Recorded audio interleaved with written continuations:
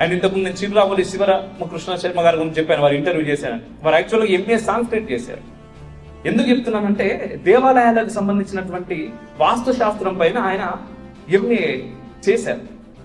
ఆ వాస్తు శాస్త్రంలో వాళ్ళ లెసన్స్లో వాళ్ళకి ఏముందటయ్యా అంటే, ఈరోజు అయోధ్య కానీ అండ్ శ్రీశైలం కానీ ఇటువంటి ఇంతకుముందు చెప్పారు 2500 సంవత్సరాల క్రితం దేవాలయాలు ఉన్నాయి. అంతకు మించినటువంటి అంతకు ముందు ఉన్నటువంటి దేవాలయాలు ఎన్నో ఉన్నాయి.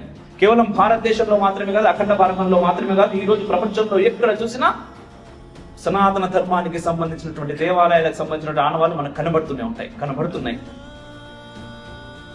ఆ లిటరేచర్ ఆ బుక్స్ లో ఉంటాయంట, కౌరవులు మంచివాళ్ళు, పాండవులు చెడ్డవాళ్ళు, కానీ మార్చి రాశారు.